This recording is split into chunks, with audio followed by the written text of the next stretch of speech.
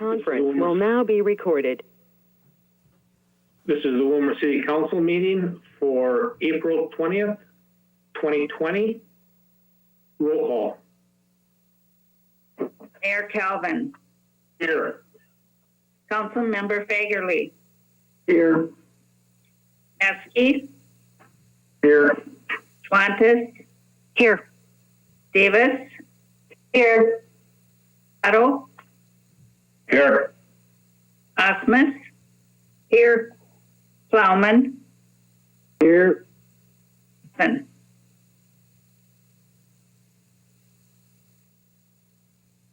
Nelson. Here. 9 present, 0 absent. Okay. As our tradition is to recite the Pledge of Allegiance, so I'd like us to recite the Pledge of Allegiance as well, please. You don't have to unmute your mic unless you choose to. Actually, we probably should all unmute our mics. I'm sorry, I should have said that. I pledge allegiance to the flag of the United States to the republic for which it stands, one nation, Under God, indivisible,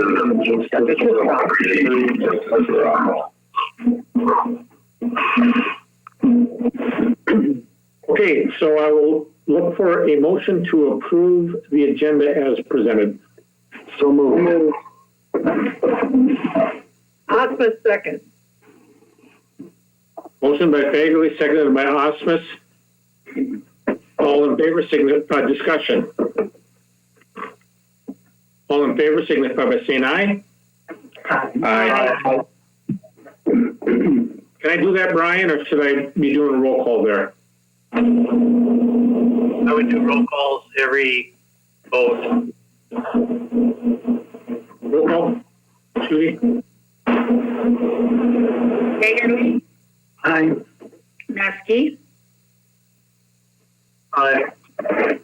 Schwantes.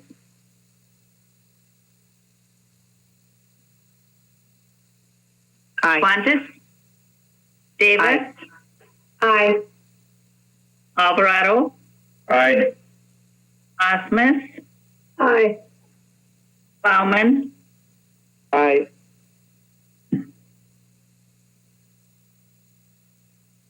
Nelson. Aye. 8 ayes, 0 nays. That motion passes. Next, we have the consent items. City Clerk Thompson. Tonight's consent agenda, we have for council's approval the city council minutes of March 16th, the city council minutes of March 26th, the Willmar Municipal Utilities Board minutes of March 23rd, Willmar Municipal Utilities Board minutes of April 13th, Jarris Health Rights Hospital Board minutes of March 11th, Planning Commission minutes of April 15th, application for appointment to the Board of Zoning Appeals for Joshua Munson, accounts payable report for March 12th through April 14th, and for council's acceptance, the building report for the month of March 2020, and council's information, the Invest in Willmar Board minutes of March 4th, 2020. I'd entertain a motion to approve the agenda of the consent items as presented. So move. Second. Motion been made and seconded. Roll call. Discussion. Mayor, this is Nelson. I would like to pull the Planning Commission meeting minutes of April 15th. Okay.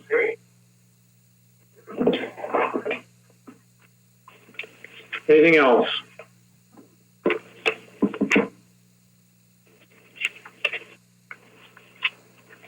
Judy, I'm missing my notepad that I usually have in front of me. Could you hand me one, please?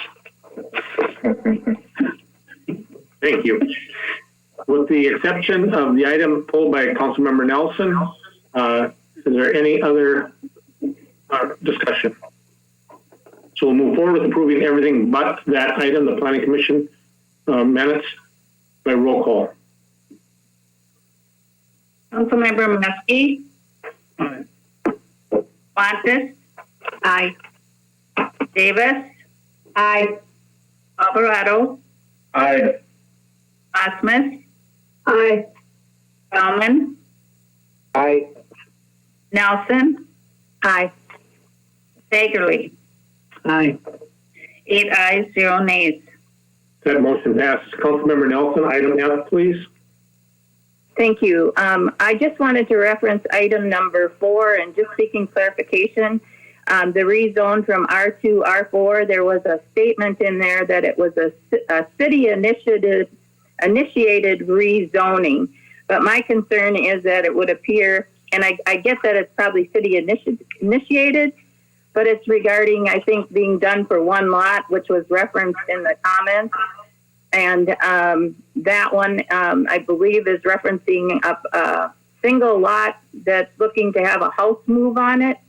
So my concern was just whether those lots have actually been listed in the community, or whether realtors were aware that they were for sale, or was this strictly done because we had someone interested? Because I am concerned about the house move, but I'm just concerned about the 3 lots and what's in the best interest of those lots, and whether the community is aware that they were for sale.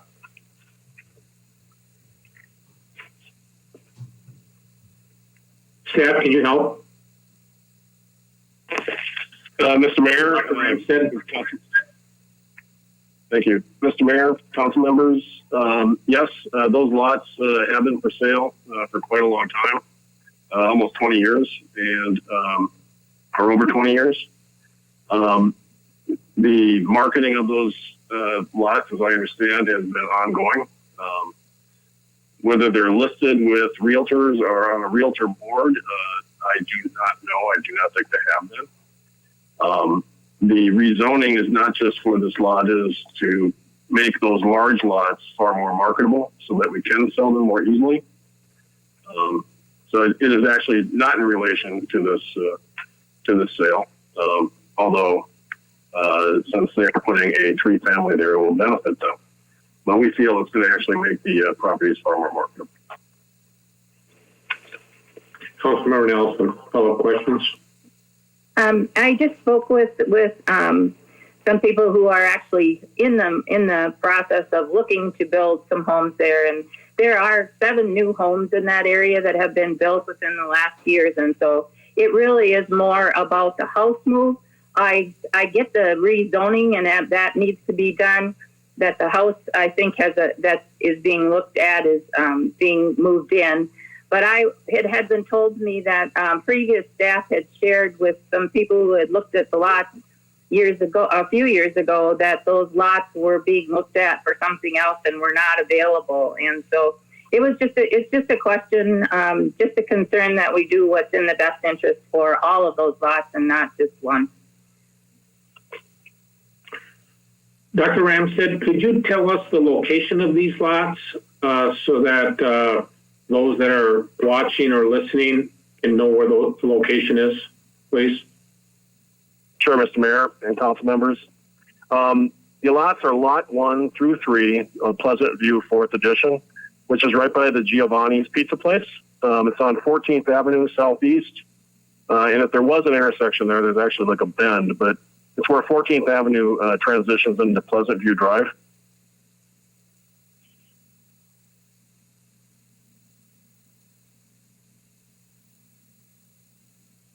Mayor Calvin? Go ahead.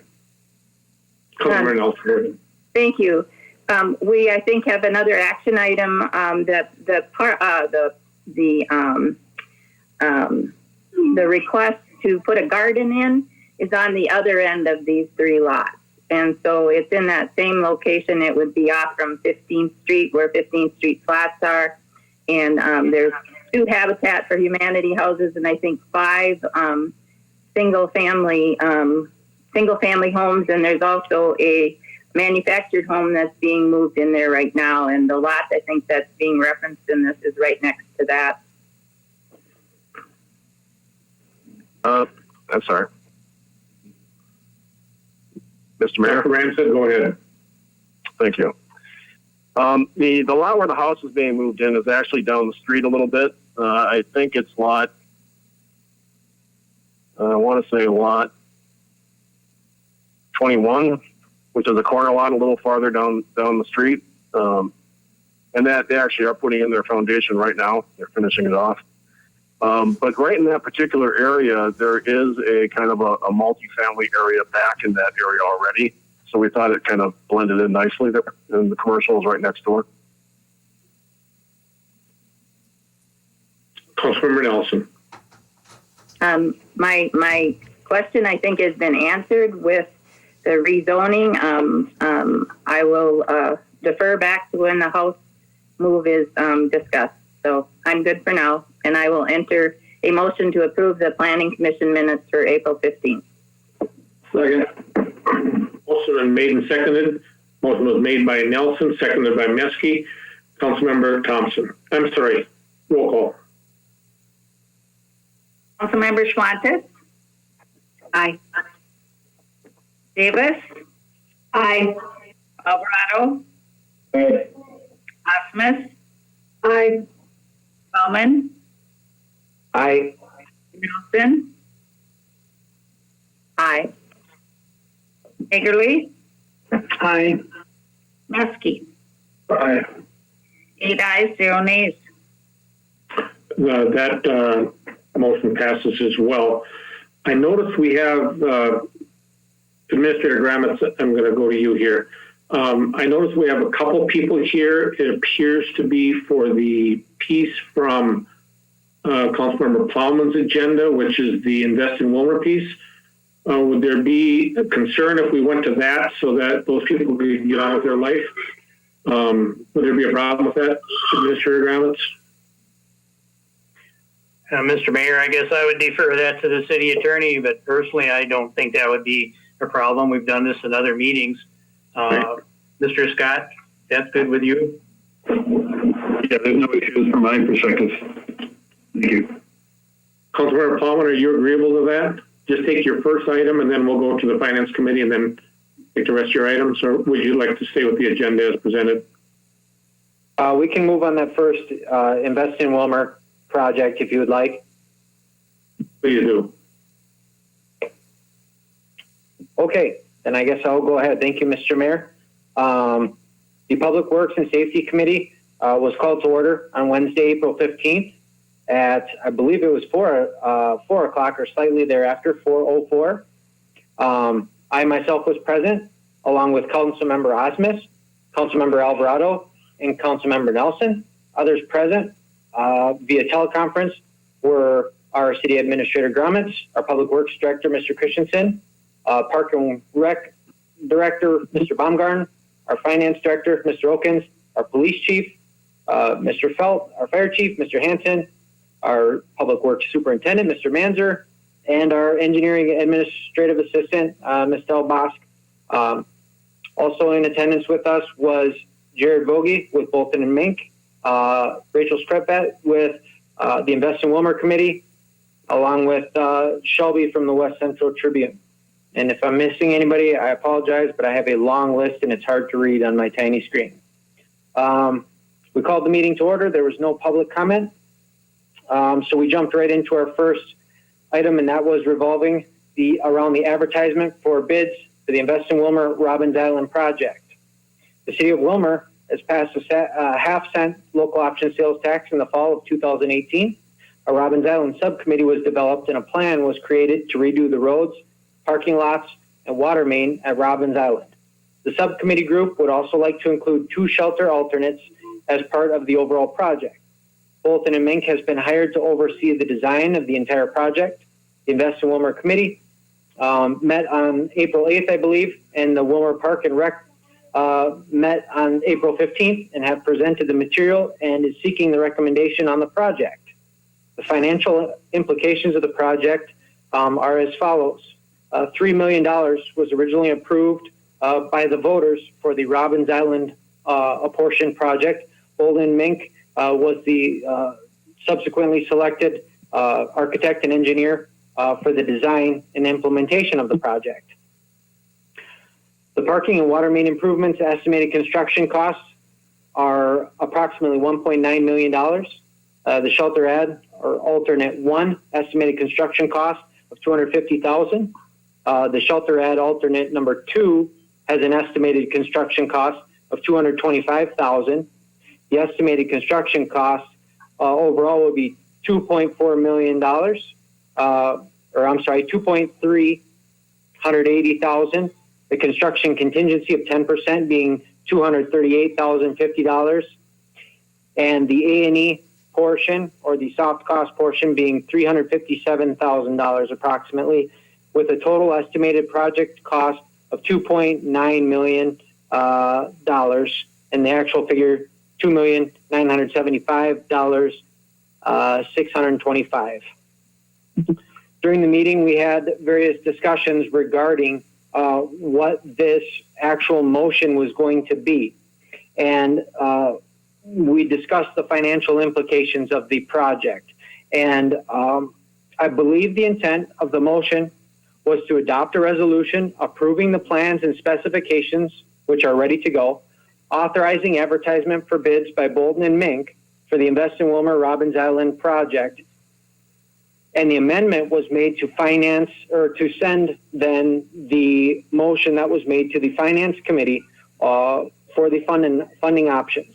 Therefore, the motion being made, as I understand it, is to adopt the resolution, approve the plans and specs, and authorize advertisement for bids contingent on funding approval or funding review and approval by the Finance Committee, and then returning back to the City Council for approval.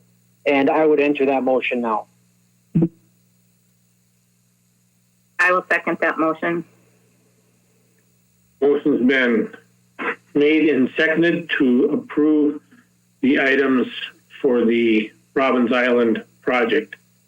Either Councilmember Nelson or Councilmember Plowman, are we adding an additional step in here? Because the original plan for the Invest in Willmar projects was that they would go through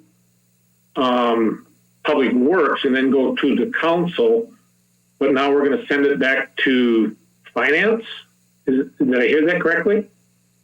Councilmember Plowman. Thank you, Mr. Mayor. Yes, you did hear that correctly. Specifically because we find ourselves in, of course, unprecedented times, and because of a few different issues regarding the sales tax revenue. One being the current state of sales tax revenue and the receipt of those funds and where those fund balances are at. And number 2, future spending decisions and funding decisions. And this can also be verified and run by Councilwoman Nelson regarding finance. But we did discuss the various financial implications, and we understand that our financing options or decisions may be changing in the very near future regarding many of these projects. Now, it also was discussed that we did at one time discuss the fact that the Robbins Island portion of this project may be funded differently than the other portions of the local option sales tax projects. But we have yet to iron out specifically what that looks like. So we thought it best to send to finance for a more detailed discussion about the finances and those financial implications regarding, do you bond? Do you try do it cash? Do we do it immediately? Do we not? And also within that conversation, Mr. Vogie did also inform us that we did have options in terms of the plans and specifications. The plans and specifications are done and it is ready to bid. We can just go ahead with that process as of right now if we determine what our funding mechanism is, or we can go so far as to approve those plans and specifications and then take a holding pattern if we so choose. If we say want to fund it all cash, if we want to go ahead and try bond, if we want to wait and fund it with cash, there are a few different options, but we figured that taking it to finance would be the best way to sort through that and to come back to council with a good, solid recommendation. And then anything beyond that, I would defer to Councilwoman Nelson as chair of our finance committee. My concern with this is that we're changing we are again changing what we told the Invest in Willmar group we were going to do. And we are having the conversations with select groups of people, so not the entire council is privy to the information that's being shared. And so I think that we're just setting this up for a disaster. I think we're going to have those discussions. If things are changing that much, the entire council should be included in that conversation, not just a select group of people. This is not the way we set up the Invest in Willmar process that was approved by the council. And if we're changing it, it should be a change that comes from the council, not a council committee that changes it, in my opinion. Additional discussion. Councilmember Baumann. Thank you, Mr. Mayor. With all due respect, we are having the conversation now.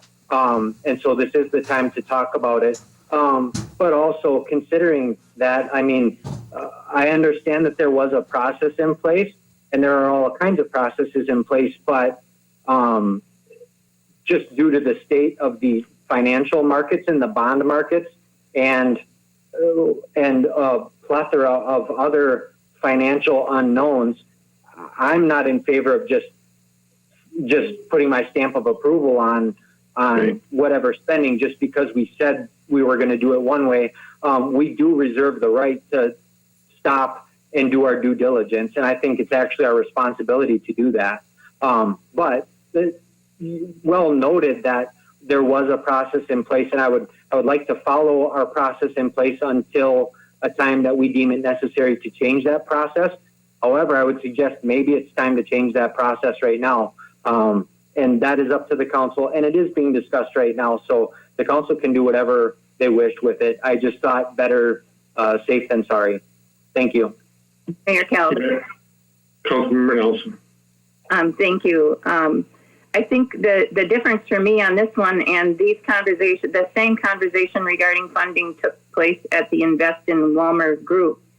I think the concern and the change with this is that this project from day one has always been stated that we were going to pay for it with cash from the local option sales tax project. And so that has changed. We do not have cash to pay for this project. And so to bring this project forward is requiring a change in what we were told from the beginning. And this project was going to be done first because we anticipated that the actual local option sales tax dollars would be able to pay for this. We do not have those dollars available, and so it needs to go, I think, to look at, can we afford to do bonding? And the other question is, do we have local option sales tax dollars that can actually support the bond if we decide to do that bonding? So it felt like a wise decision, I think, from my standpoint. In fact, even probably the fastest way to reach a decision on this, to look at, is there a way to do this? Is there a way for the city to bond to move forward with the Robbins Island task force, or with the Robbins Island project, without encumbering the city to make the payments on that bond? And so that's, I think, the question was, originally we had talked about approving the plans and specs. And so I guess I feel it's comfortable and we can get it back at the next meeting with the options for funding to see whether we can move forward with this project this year, or as Mr. Gramis has said too, to establish our priorities. I think we have to look at our streets and we have to look at our bonding to see what we are comfortable doing. And so I guess that was the thought process with sending it back to finance, to try to find a way to resolve this as quickly as possible. Councilmember Swantis. Thank you, Mr. Mayor. I think the whole issue of financing for this project is only a small piece of the finance puzzle. And I personally would like to see us as a full council have a conversation about expected revenues, how we are going to handle expenses as a whole for the entire 2020 year to reevaluate it. I think that this is just a small piece of that. I think that all council members should be a part of that conversation and a part of that decision. And so I would prefer that we actually approve the plans and specifications tonight, and so that this group knows that their work has been appreciated, and we would like to move forward with what they have decided upon, and we can then wait to do the bidding until we have a plan in place for how we're going to handle all of our finances. There's a whole lot bigger conversation to have, and I think having one piece of it is not the right way to do it. Councilmember Meske. I agree with everything Councilmember Schwantes just said. I think that's probably the way to go. I know at the steering committee, we got bogged down again with how it's going to be financed. And that I think would have been quite a deviation from what we had planned. The COVID thing has put us in a different situation, and the revenues are not coming in like we had planned. So I think we should probably look at the entire thing and take a much higher approach to it. So I would be in favor of, again, acknowledging the plan, because I think it was well thought out and deserves to move. But we even told the folks there, it's like the financing is a council decision. I'm okay with moving it to finance if that's what we choose to do, because it's a council decision. But I don't want to set a precedent, because every one of these things is going to have to be moved to committee, because it's the same position. We're still in the same financial situation. So I would support that kind of idea that Councilmember Schwantes just mentioned. Mayor Calvin, Councilmember Nelson. that truly was the intent with this. And I think the other thing is that, our city administrator has been giving us information, and that at our next finance committee meeting, we're talking about the structure of that.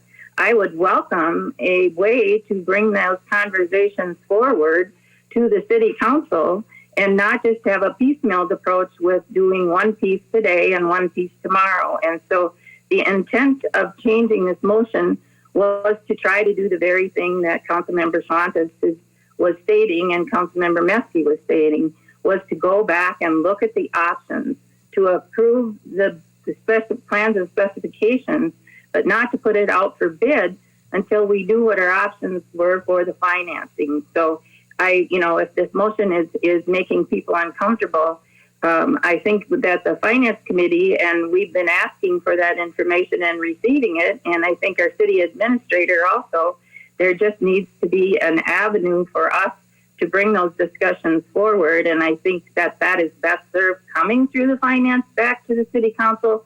And I would hope that we can accomplish that in the next meeting, or have a special work session or something to simply talk about the finances that are coming up here. So the intent was not to separate this out, but to find a way to move forward and not strictly look at one piece at a time. And I think that is the goal of the finance director. I think it's the goal of our city administrator, and it's what we've been trying to work forward, I think, with the finance committee. So I'll quit with that. Councilmember Meske. Is it possible just to have an all council finance meeting to just address this issue? Certainly the council could do that. I'm not hearing, I'm hearing two separate things, the motion and the second, and then the conversation that you, Councilmember Meske, and Councilmember Schwantes had. They don't seem to be parallel to me, unless I'm missing something.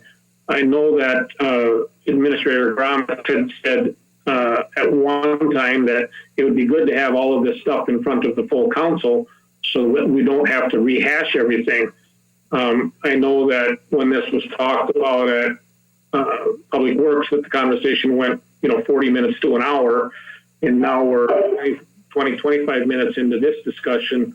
And so we're basically probably rehashing what you guys already once rehashed. So, but I think that this is a big enough issue that we need to really clearly look at the impacts of it And you know, I'm in support of what Councilmember Meskey said, and we all get together and hash this out. I think the issue at hand is, you know, and I think maybe if the motioner and seconder were favorable to approve the plans and specs, and then have a full council meeting on the financing, I think that would be achievable, but that probably is a substantial change to the original motion. So, additional comments, Councilman Palmer.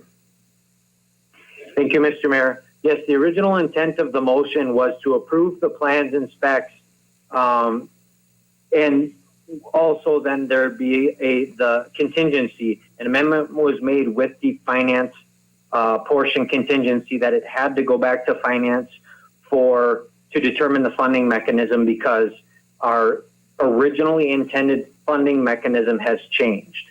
So that was a part of the motion. The only thing that differs, and according to what I heard being discussed and what I heard you say, is that the discussion of turning the next finance meeting into a full council meeting. And I think that's a great idea. If our finance chair is open to doing that, I think that's a great idea. But the original intent was to approve the plans and specs so that it is ready to go, and the only piece that we have to do is determine the funding mechanism. And I'll stop with that.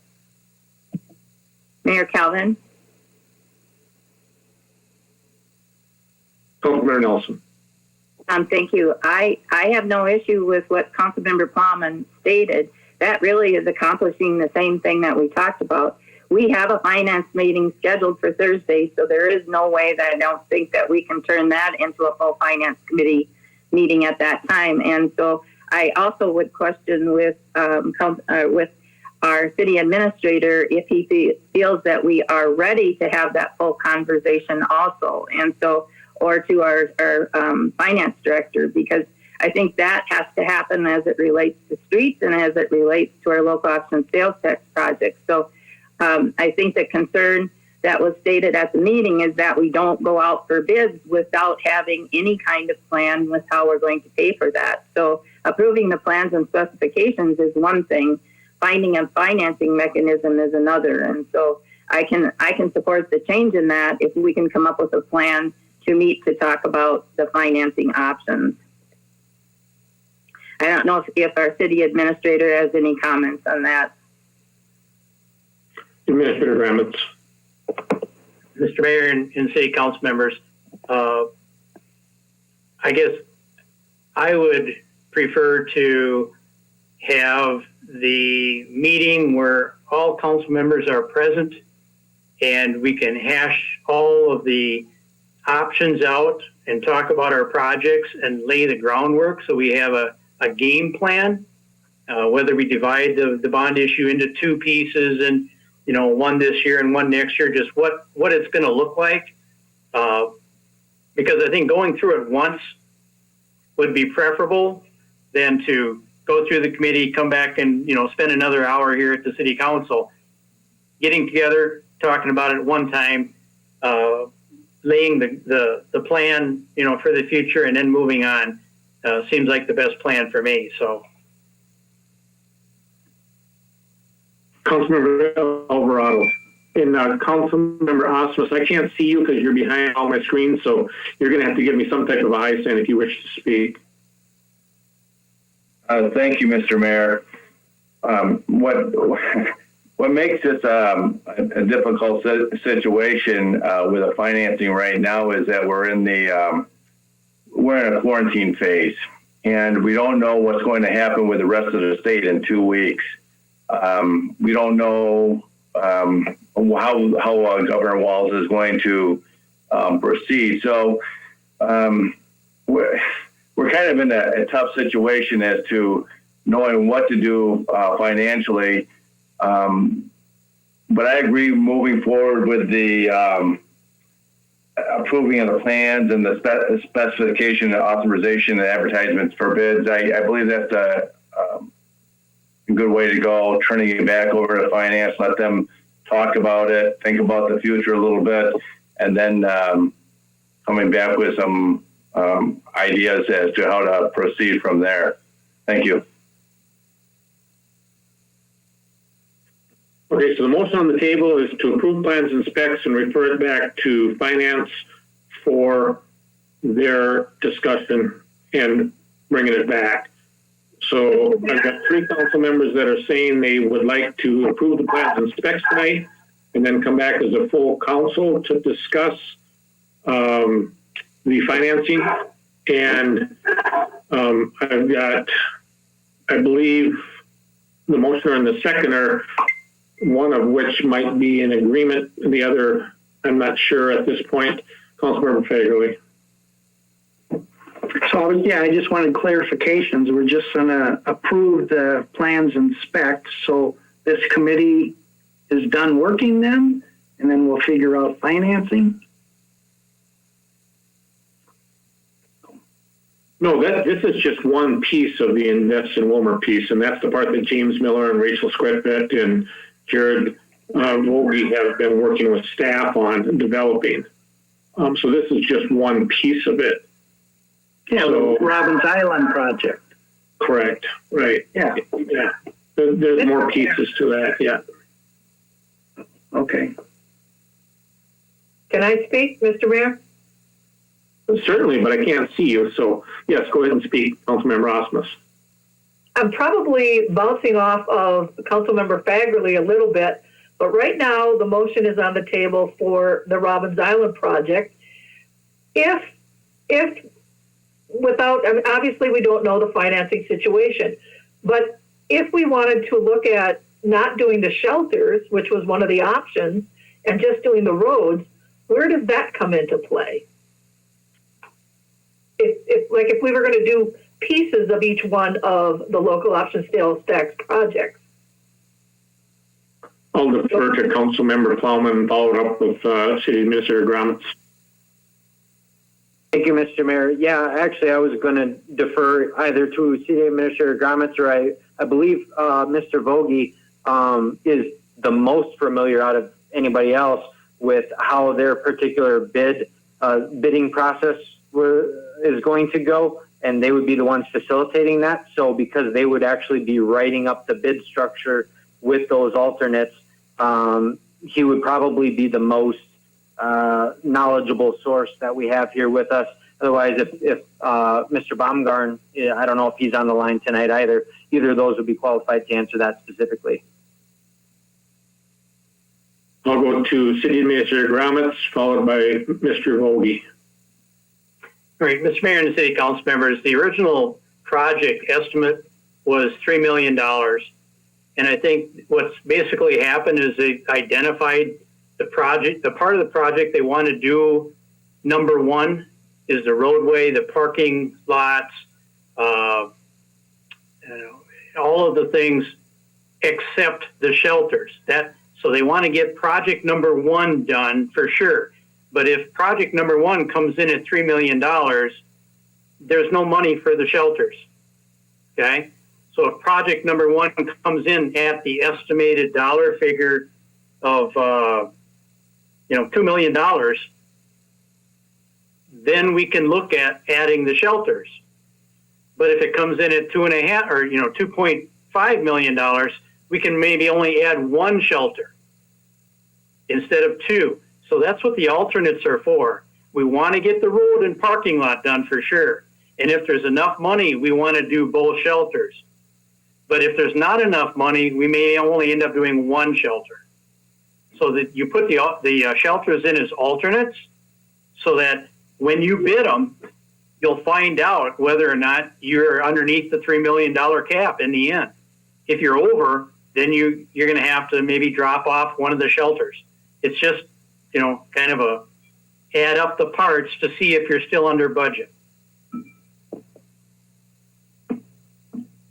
Mr. Vogie. Yeah, good evening, Mayor Council.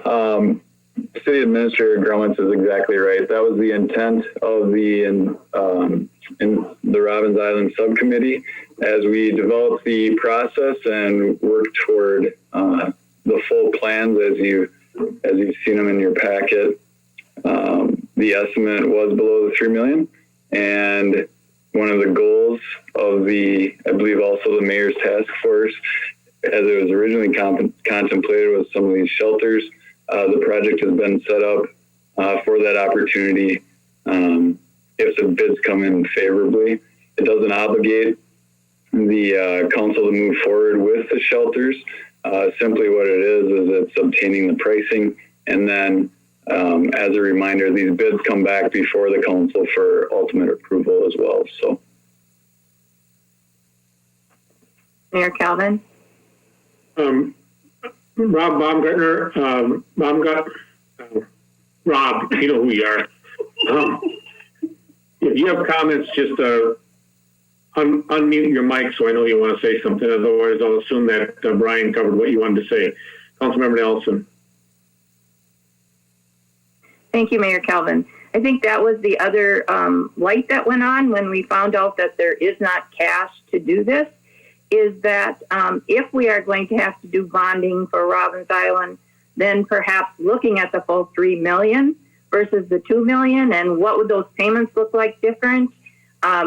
Is the city prepared to, if the revenues are not there to support those bonds, we have to back those bonds with tax dollars. And so, you know, I know there are ways to look at different payment options. And so that was the hope, I think, was going back to finance, was for finance and our city administrator to show us the different options that might be available to do bonding for Robbins Island. So I don't see that as a negative but maybe bringing forth some additional options with how this might be done, whether it's done this year or next year.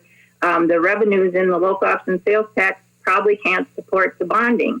And so that's a question, but we need to understand what that bonding might look like and what the payment options might be. And so that is part of the conversation that's been going on to try to figure out how's the best way to deal with this and to give the council the best options to look at how can we do this or can we do it.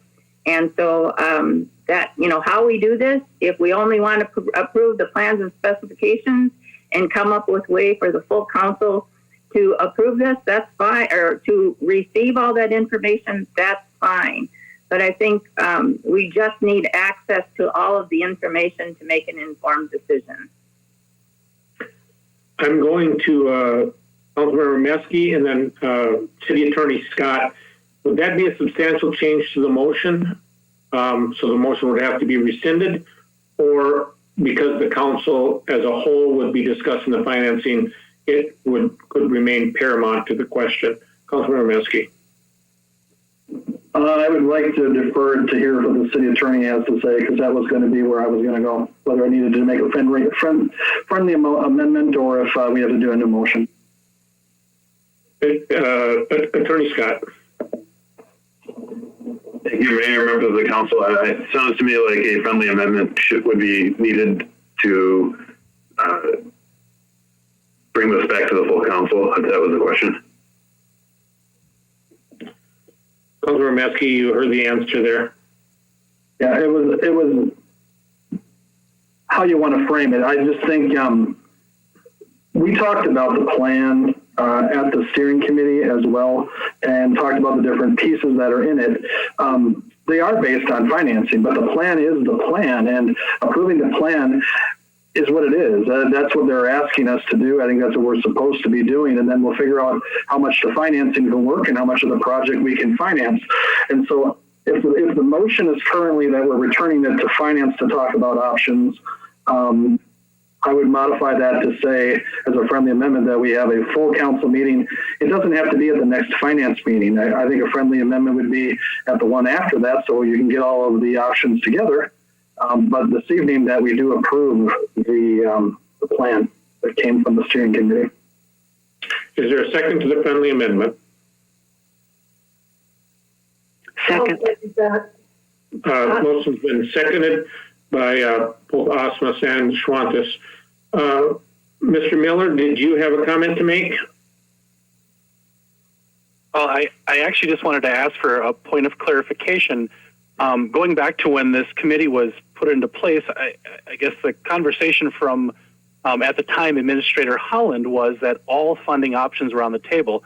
I guess I'm just a little curious as to when it was changed and when that was communicated back to the committee that we would be working on a cash basis only for this if the revenues would come in from the local option sales tax. And I guess I just don't remember that being discussed. So I'm a little curious when that part of it changed and if that was ever clarified back to our group. I guess I don't remember that happening, and maybe Rachel can chime in on that if she wants, or possibly Rob. But I think that's one thing to note, that discussion point was never brought up with us. I understand the revenue situations given the COVID-19 situation, but just curious as to when that part of the conversation changed.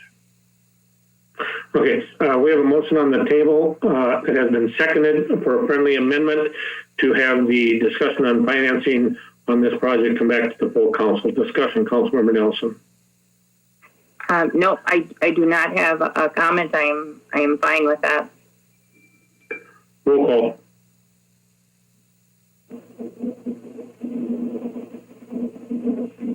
Councilmember Davis. Aye. Alvarado. Aye.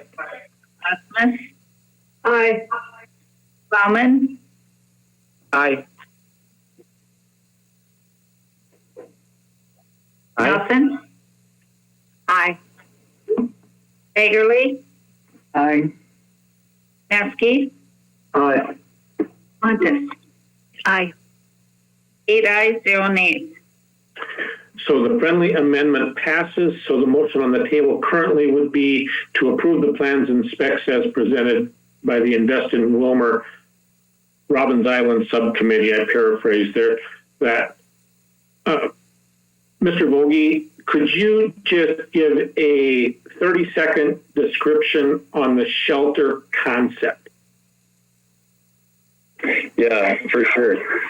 Thanks, Mayor and Council. So the shelter concept essentially consists of the first shelter, which would be closest to the Trunk Highway 71.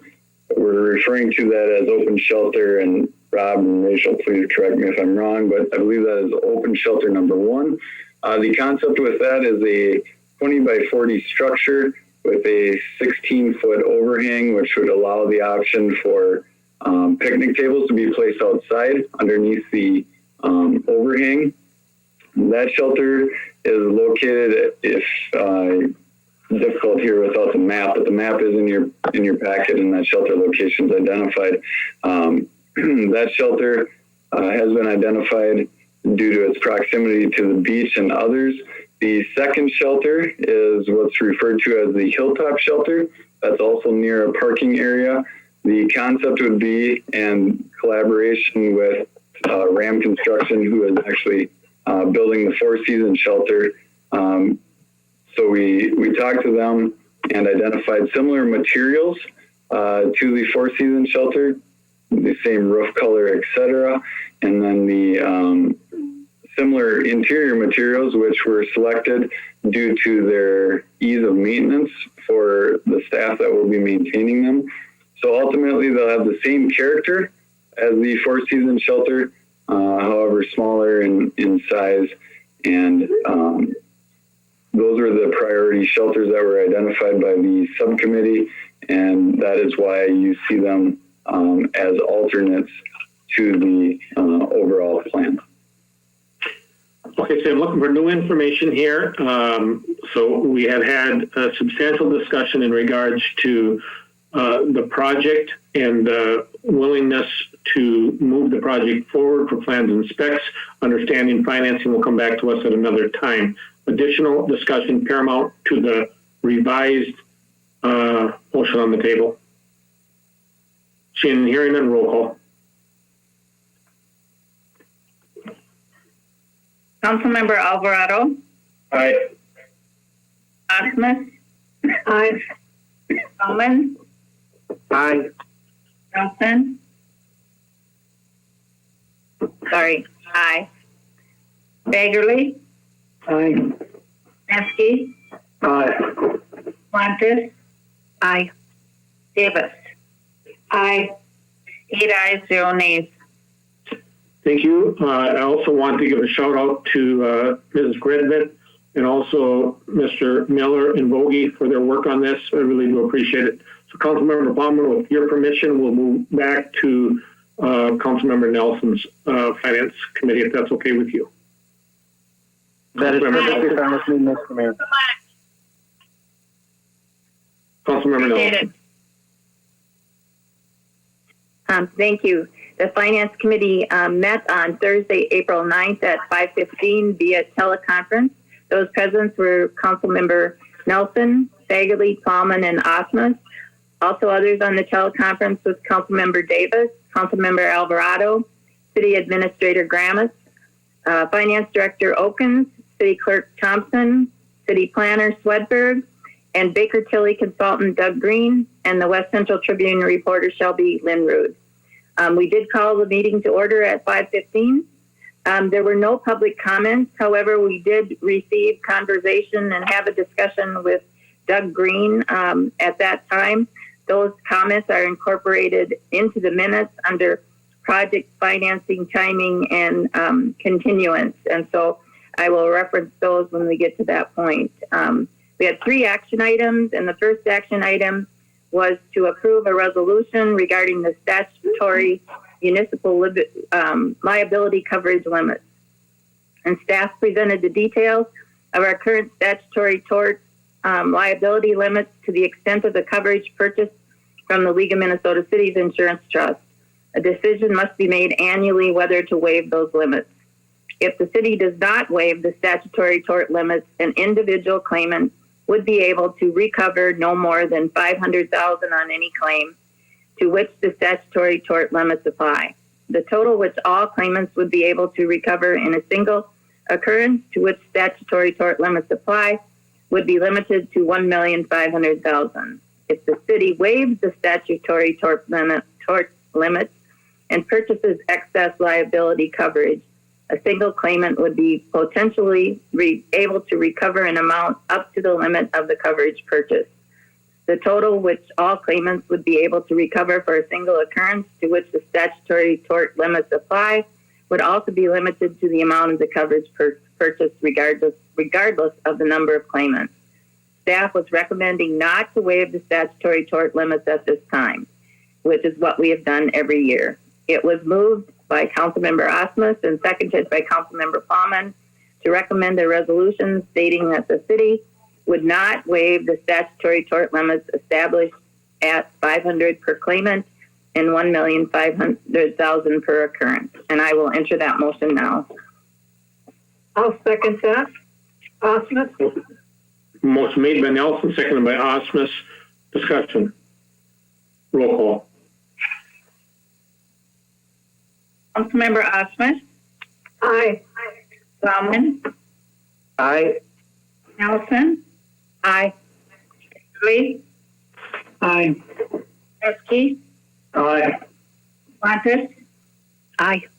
Davis? Aye. Alvarado? Aye. 8 ayes, 0 nays.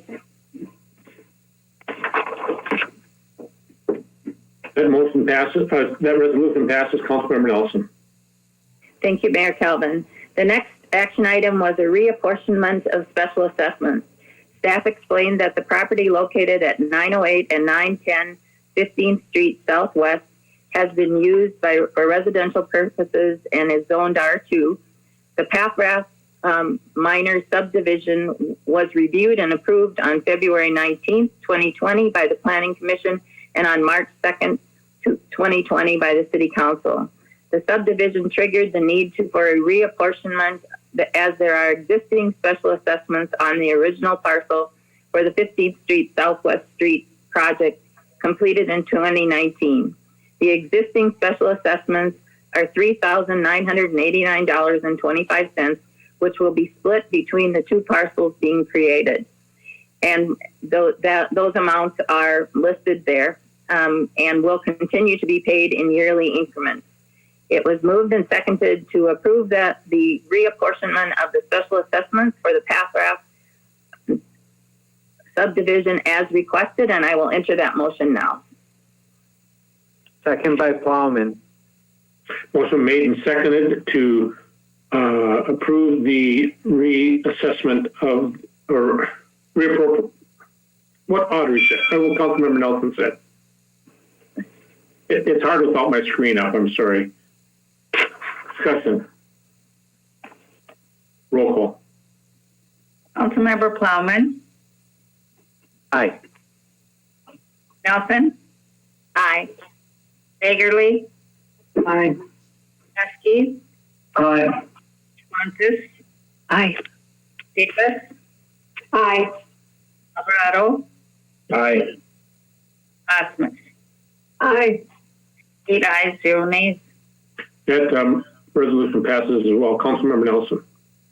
Thank you. Our third action item was the 1017 media contract, and staff explained that the Willmar Main Street program became a part of the city in 2018. At that time, planner Sarah Swedberg was tasked with the coordination of the program. As the WMS program has continued to grow, the WMS board has found it appropriate to use a portion of the budget to contract with 1017 Media to help with WMS website updates, social media contact creation, and posts. The 1017 Media team has the ability to more efficiently and effectively complete this work on a professional level, and it takes this responsibility off of the planner so that other projects can be prioritized. This expense was anticipated and included in the approved Willmar Main Street budget by both WMS Board and the City Council. The scope of the work agreed upon will cost Willmar Main Street $1,250 per month. It was moved and seconded to enter into the 1017 media agreement, and I will enter that motion now. Second by Plowman. Motion made and seconded to enter into an agreement with 10 Media for Main Street Willmar. Discussion. Roll call. I'm sorry, Councilmember Bailey. Thank you, Mr. Mayor. When it was asked by Sarah if the city staff could do this, and she said they had done it the first year or 2 years ago. And this bid is for $75 an hour. The city staff charged $150 an hour. So I'm still shaking my head on that one. But this is a good deal.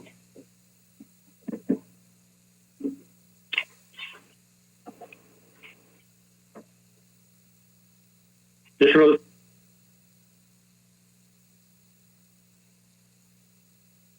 Roll call. Councilmember Nelson, Aye. Bagerly, Aye. Heskey, Aye. Schwantes, Aye. Davis, Aye. Alvarado, Aye. Osmus, Aye. Plowman. Aye. 8 ayes, 0 nays. That motion passes as well. Councilmember Nelson. Thank you, Mayor Kelvin. I'll move on to the discussion items. The first one was the first quarter investment cash report. And staff reviewed the investments for the first quarter of 2020, noting that the called investments have ramped up due to the recent economic changes resulting from the COVID-19 pandemic. Strategy has been to put the funds from these called investments into money markets, not only to keep things as liquid as possible, but also because money market rates have temporarily been better than specific short-term investments. It is anticipated that this may change. Another strategy has been to purchase new investments for the terms no longer than 12 to 24 months, as forecasts are predicting rates may increase after about a year. I don't know if anyone has any questions on that. I would defer to our Finance Director Okins or City Administrator Gramitz if they wish to comment on that portion.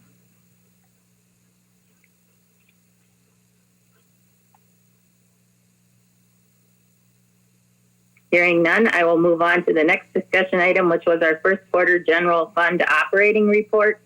And the staff reviewed the status of revenues and expenditures in both the general fund and the wastewater treatment fund as of March 31st. It was noted that property tax collections are 36% of general operating revenues. There is an uncertainty in intergovernmental revenue, particularly local government aid, given the anticipated downturn of revenues at the state. Service charges will be short because of the rec programs being canceled. Fines and forfeits will be short due to traffic and impounding of vehicles being down. Interest will probably be greatly reduced as interest rates are down drastically. Other financing sources and the municipal utility transfers should be in status quo at this juncture, but may be revisited because of the state of the economy. Under expenditures, personal services constitutes 72% of the general fund operating costs. Transfer out, which include capital projects as well as the payment subsidy for the airport, total $1.7 million. There are a number of projects that have not been started yet.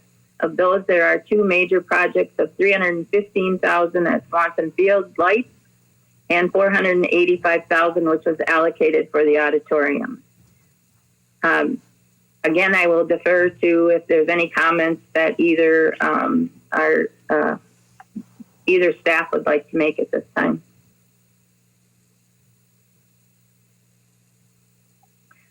Hearing none, I will go on to the local option sales tax update. Staff reviewed the status of the local option sales tax receipts to date. This new tax was effective October 1st, 2019. There are concerns about amounts collected to date having been down dramatically, and that given the current economic downturn, those numbers may be smaller yet. This reduction in anticipated revenues should be considered when going forward with contracting and bonding for the various local option sales tax projects. Staff noted that there was an ordinance change to address state reciprocity rules and to allow state to collect the city's vehicle excise tax. Staff will continue to research with the state how this reciprocity may cause a delay in collection of sales taxes that should be received from other states. It was noted that the initial revenues are down partially due to vendors getting their systems up and running with the new sales tax rate. Historically, information shows that this issue does correct itself over time, either by vendors correcting their returns or when they are audited by state. The county noted they also had this issue when they first started up their sales tax program, and they saw corrections in it as well. Using the current monthly amounts received, it was projected that there would be enough cash received within about a year for all the design phase plans and specifications, which would not include the bidding stage. Councilmember Nelson stated that the Invest in Willmar meeting that it was hoped to pay for the Robbins Island project with cash. In light of these projections, that may not be the case. Consequently, we will need to finance the Robbins Island project instead. There may have been and continue to be ongoing discussion between staff and Baker Tilly regarding the sales tax revenue projections versus the cost projections for the designed local option sales tax projects. Staff will report to the council on these discussions as they occur. It was noted that the impact of the shelter-in-place order, specifically the state authorized delay for vendors to remit sales tax until May 20, as it pertains to the local option sales tax revenues, will not be recognized until July at the earliest. I don't know if staff have any comments on that item either. Hearing none, I will move on to the project financing, timing, and continuance. Staff raised concerns about proceeding with various capital projects given the economic downturn resulting from the COVID-19 pandemic, particularly because sales tax revenue is down and the delay in receiving property taxes. Doug Green of Baker Tilly addressed the committee regarding the recent volatility in the bond market. He said the city is in good shape to get financing if needed, and that the 25 to 30 million bonds were not a problem. Councilmember Nelson stated that the lost bonding will have lost sales revenue pledged to make those bond payments and is concerned about how that would affect bonding for those projects. Mr. Green said that that would not be a problem since they would be backed by general obligation bonds. Subsequently, if the sales tax revenues are not what was anticipated to cover the debt service, property tax revenue can be utilized to offset the difference. Finance Director Olkins stated that the ability to borrow the funds comes into play, as well as the ability to make the payments. Questions were raised as to whether the impact of the COVID-19 pandemic may also affect funding for the 2019-2020 should read street projects. Staff stated that the capital improvement program had initially been approved for approximately $2 million for accessible type work and $1 million for the work involving state aid funds for 2019. However, proposals have been presented to the council of around $6 million that would require bonding for the additional $1.7 million. Staff explained to the committee that the decisions would need to be made whether or not to proceed. And I lost my page, I'm sorry. Proceed with projects requiring special assessments for property owners given the economic downturn we are experiencing. And I'll finish the minutes and then ask if there's any comments. Future agenda items, future finance committee meetings will include city council information requests submitted and Carousel through Rice Memorial Communication and the Willmar Municipal Utilities Audit of 2019 and 2020 improvement projects. There was no other business to come before the committee. I will enter a motion to accept the minutes now. Osmus, so moved. Motion been made and seconded. Motion by Nelson, seconded by Osmus. Discussion. Roll call. Councilmember Fagerly, Aye. Maskey, Aye. Qantas, Aye. Davis, Aye. Alvarado, Aye. Osmus, Aye. Bowman, Aye. Wilson. Aye. 8 ayes, 0 nays. That motion passes. Next is the community development report. Councilmember Fagerly. Thank you, Mr. Mayor. Community Development Committee met on Monday, April 13th with a go-to meeting at 5:20 because someone couldn't log on in time. That was me. But on the line was myself, Vicki Davis, Sean Muskie, and Kathy Schwantes. Also on the line was Dr. Ramstead, Director of Planning and Development, Sarah Swedberg, City Planner, City Administrator Brian Gramitz, City Attorney Robert Scott, Linda Mathiasen with 2040 Housing Task Force, and Shelby Lindrood from West Central Tribune. First item was Renaissance Zone Ordinance, establishing the zone and exempting development within the zone from certain fees. This was for information only. Staff presented the Renaissance District Ordinance, which will establish the zone as a zoning overlay in the Central Business District adjacent areas. Additional incentives will be adopted in phases. The ordinance will create the overlay district in the zoning ordinance and will establish free building permits, free water and sewer access charges, and free sign permits within the zone. Linda Mathiasen presented the 2040 Housing Task Force letter of support for the zone and offered assistance to promote the Renaissance Zone. This was for information only. The ordinance went to the Planning Commission on Wednesday, April 15, and will be heard later in this meeting. Item 3, or if there's any questions. Not ordinance, or item number 3, ordinance relaxing parking enforcements in a Renaissance Zone. Staff explained that the police department currently enforces parking time limits Monday through Saturday from 9 a.m. to 5 p.m. They also enforce on all holidays except holidays when the retail businesses are closed. Staff recommends that the parking enforcement should be Monday through Friday, 9 a.m. to 5 p.m., with no enforcement on weekends and holidays.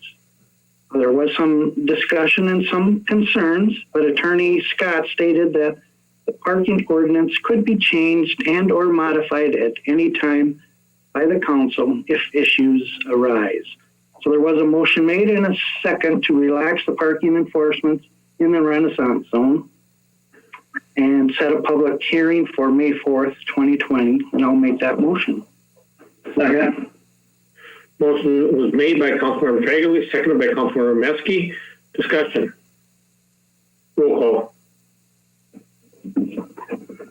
Councilmember Metzke. Aye. Schwantes. Aye. Chris. Aye. Alvarado. Aye. Osmus. Aye. Bauman. Aye. Nelson. Aye. Fagerly. Aye. 8 ayes, 0 nays.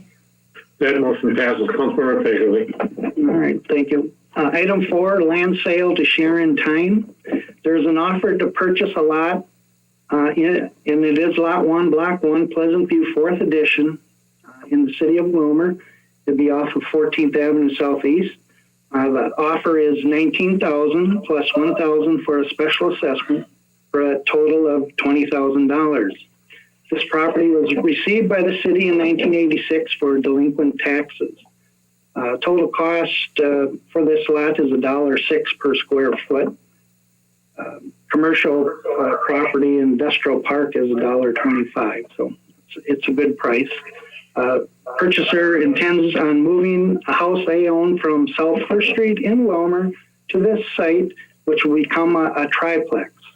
Rezoning will need to be done by the Planning Commission, and it needs to be zoned from R2 to R4. If the Planning Commission denies the rezoning, this offer would be voided. There was a motion and second to approve the sale of this residential lot to Sharon Tyne for $20,000, and I will introduce this motion. Second.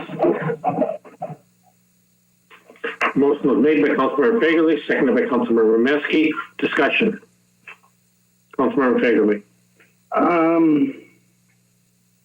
If this goes through, I guess there has to be a public hearing May 4th. Right. Correct. Yeah. In order to sell land, it takes a public hearing. Yeah. Okay, so I'll add that to the motion. Mr. Mayor, I would recommend. I'm going back to Councilmember Fagerly. He's making an amendment to the motion. Okay. A lot of people have their mics on. Shut your mic off if you're not speaking, please. Councilmember Fagerly. All right. So the motion I wanted to make, where did it go?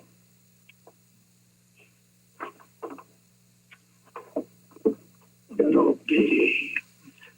There was a motion made and seconded to approve the residential lot sale to Sharon Tyne for $20,000. I will introduce this motion and set a public hearing for May 4th, 2020.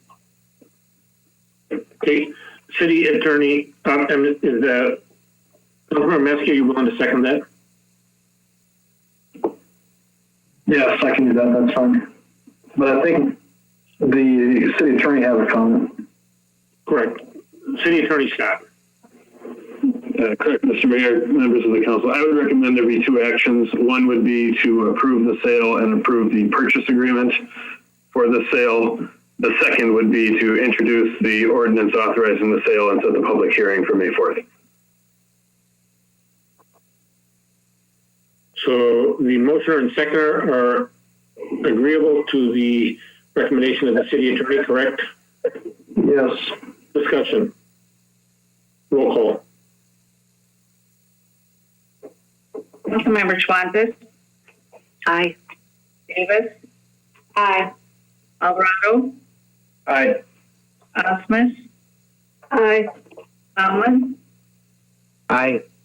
Nelson. Aye. Fagerly. Aye. Metzke. Aye. 8 ayes, 0 nays. That motion passes. Councilmember Fagerly, you want to introduce the next one then, setting the public hearing, please? I'll make a motion to set the public hearing for the land sale for May 4th. Second. Councilmember Fagerly makes a motion, seconded by Councilmember Metzke. City Attorney Scott, does that give us enough time for the filing that's required?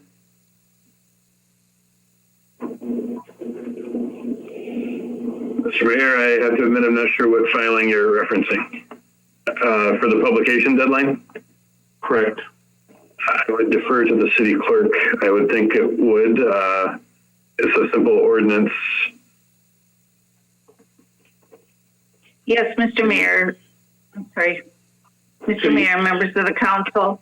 Yes, I will get it published tomorrow. So it will be in the paper on Saturday. And that would give us our 10-day notice before the May 4th meeting.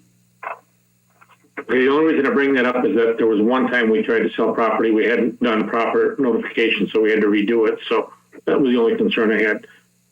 Additional discussion. Roll call. Councilmember Davis. Aye. Alvarado. Aye. Osmus. Aye. Tillman. Nelson. Aye. Aye, if that's not working. I saw your picture. So. Fagerly. Aye. Metzke. Aye. Schwantes. Aye. 8 ayes, 0 nays. That motion resolution passes as well. Councilmember Fagerly. Thank you, Mr. Mayor. Item 5, emergency ordinance exempting temporary signs from the sign ordinance requirements during local emergency. For discussion regarding the COVID-19 emergency measures last week, the city administrator decided the city of Willmar should exempt temporary signs from the sign ordinance requirements during this local emergency. This is a way to help the local businesses during the COVID-19 crisis. City attorney explained the expiration would be the date the city council rescinds the local emergency declaration, or 61 days, whichever comes first. Under the city charter, no emergency ordinance can last longer than 60 days unless the council were to extend or adopt another emergency ordinance. Motion was made and seconded to adopt emergency ordinance exempting temporary signs from the sign ordinance requirements during this local emergency. And I will make that motion. Second. Motion made by Fagerly, seconded by Metzke. Discussion. Councilmember City Administrator Gramis, do you want to talk at all about the conversation on the leadership meeting today about the sign stuff or not? Mr. Mayor and City Council, I'd be more than happy to. The meeting held actually at noon today. Well, I think the rest of you were in the Board of Equalization, but it focused on communicating with the business people in a better fashion, so that the businesses know what is coming down from the feds, the state, and the city. But one item that they really keyed in on was the signage, so that citizens, customers can understand who's open and who is not. And that really kind of took root. And I believe that'll be probably the first project that this group will embark on. A side note, the second one is just informing everybody in the community, either through the newspaper, radio, or our city media, of where people can get help. Whether it's through Canyon County or through the EDC or wherever. So many topics were discussed, and the signage was one that we had already taken a step forward on, as you see here tonight. And it's just to help out the retail commercial businesses, to let everybody know that they are still open for business. And then something that I had been asked early on and decided it was not government's role, but the chamber or that task force can decide if, let's say, they're all bright green, so everybody can see them and they understand that all the bright green signs are they're open for business, so coordinating so that there's some uniformity. They'll be taking that on because I don't know that it's government's role to tell people what color signs they should have. But collectively, if they do that, I think that would be a good idea. And I anticipate that they'll be actually producing signs rather rapidly and handing them out. Thank you, Administrator Gromits. Additional discussion. Roll call. I'm sorry. Councilmember Nelson, did you have a comment? Roll call. Councilmember Alvarado. Osmus. Aye. Bauman.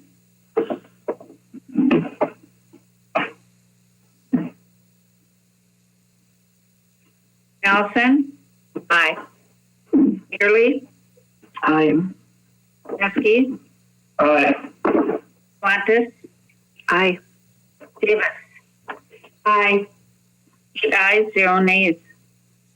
That motion passes as well. Councilmember Fagerly. Thank you, Mr. Mayor.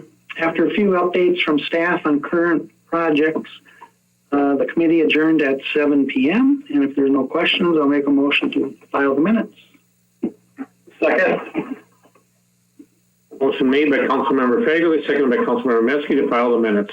Discussion. Roll call. Councilmember Osmus. Aye. Bauman. Aye. Nelson. Aye. Early. Aye. Neski. Aye. Fontes. Aye. Davis. Aye. Alvarado. Aye. 8 ayes, 0 nays. That motion passes as well. Councilmember Bauman for the Public Works Committee meeting. Thank you, Mr. Mayor. Before I proceed, I want to make sure that everybody can hear me okay because I got logged off of my phone. Yes, we can hear you just fine. Okay, thank you. The Public Works and Safety Committee met on the 15th. I already listed the date and the time and all of those in attendance, and we already went over the first project, which was the Robbins Island. So I'll jump to item number 3, which was advertisement for bids, project number 1704 and 1904, and this requires a resolution. The City of Willmar requested the service of Bolton and Mink to complete plans and specifications for construction of the pedestrian path along Lakeland Drive Southeast from Molina Ave to Trunk Highway 12, and then along Trunk Highway 12 from Lakeland Drive Southeast to 23rd Street Southeast.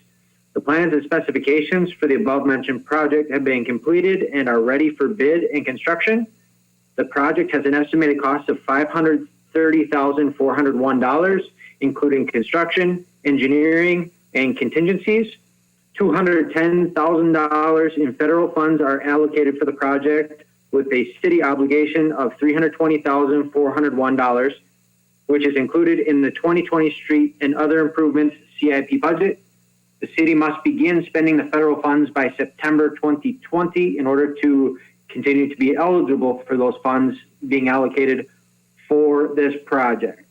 So I will make a motion to adopt a resolution approving the plans and specifications and authorizing advertisement for bids by Bolton and Mink for project 1704-1904 Lakeland to Trunk Highway 12 Federal Path. I'll enter that now. Osmus, second. Motion been made and seconded. Motion by Bauman, seconded by Osmus. Discussion. Roll call. Councilmember Bauman.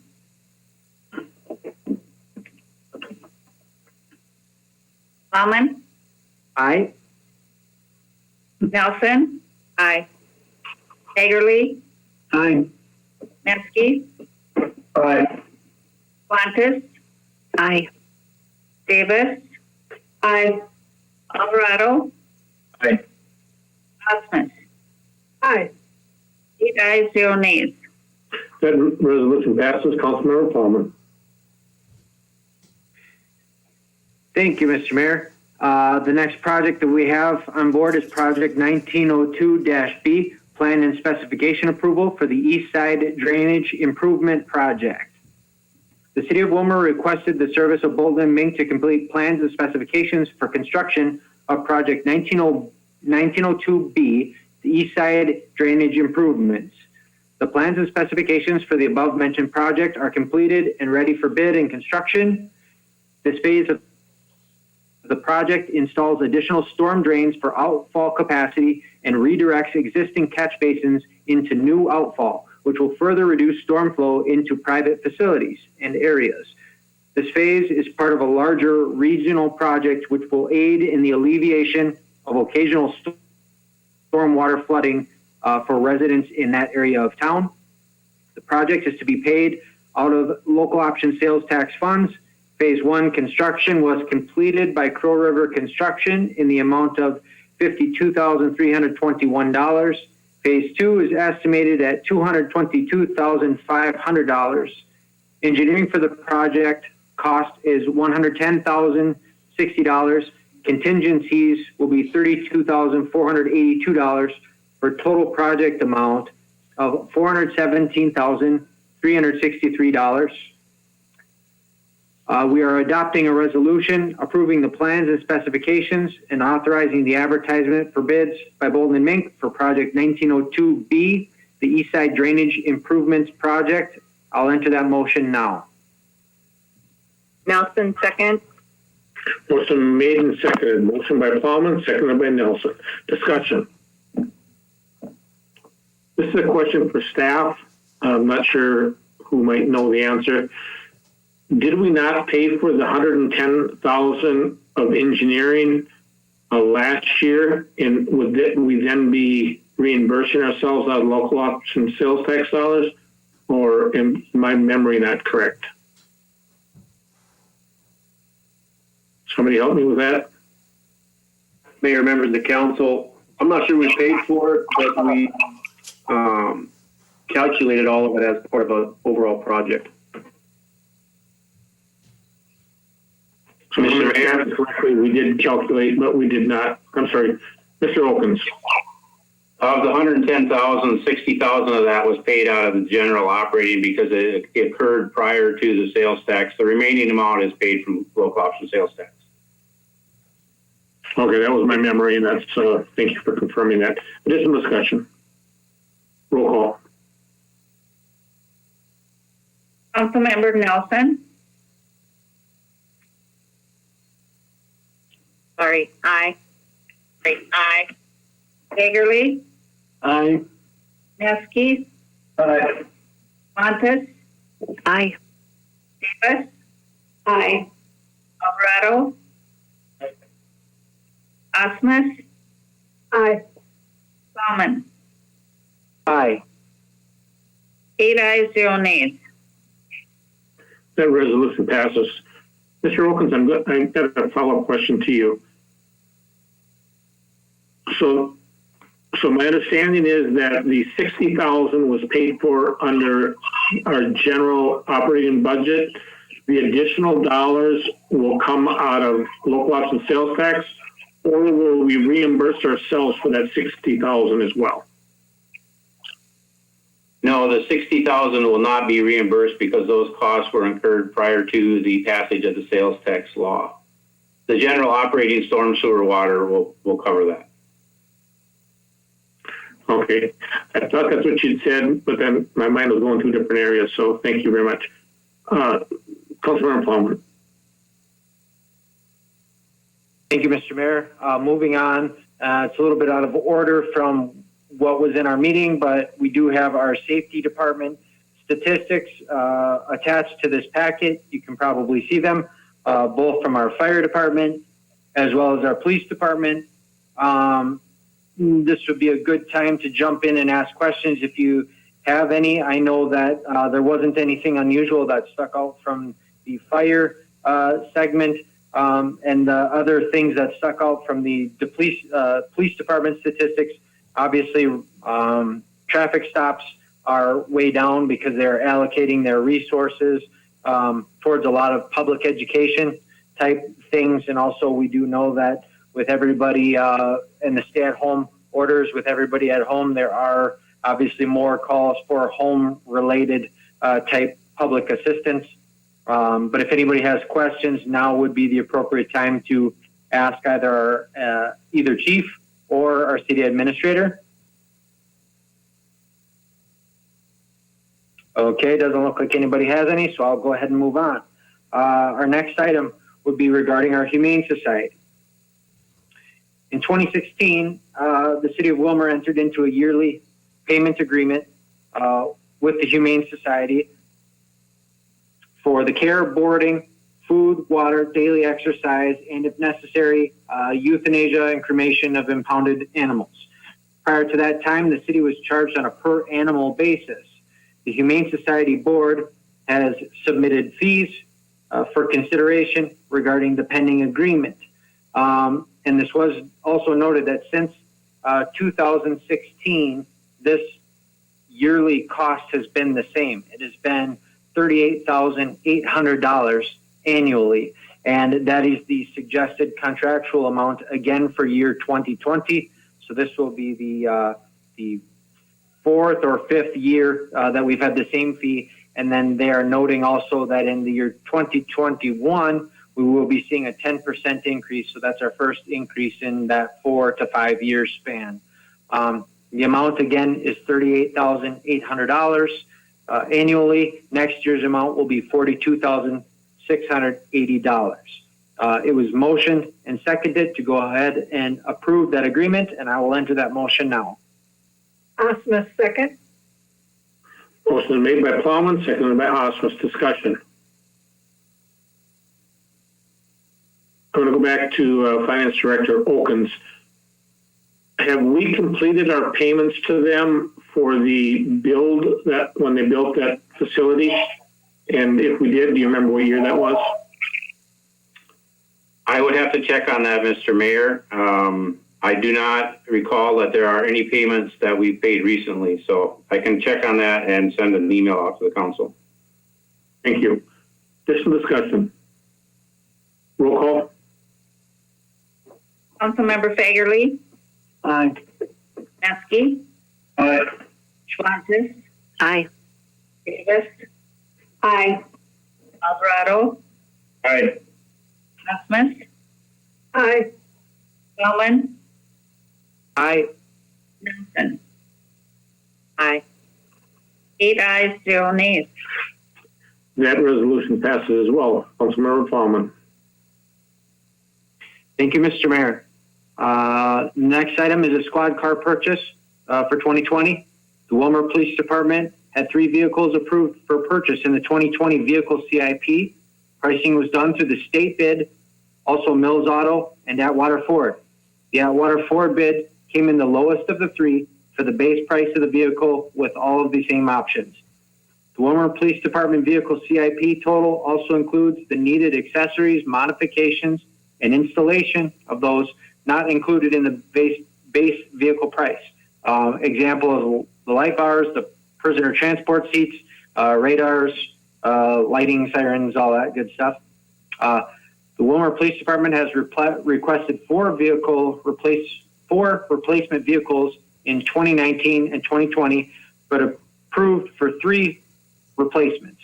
The vehicle production has lagged, so we just received the 2019 replacement vehicles and are awaiting upfitting before they can actually be put into service. We expect a lengthy delay in receiving our 2020 vehicles, so it's paramount that we try to stay on top of this right now with our action tonight. Current patrol vehicles set for replacement are nearing 20,000 miles over their targeted replacement mileage, should be replaced as soon as possible to try avoid excessive mechanics fees and whatnot. The financial implications of this purchase, we're looking at $33,977 per vehicle times 3, total vehicle cost of $101,933.97.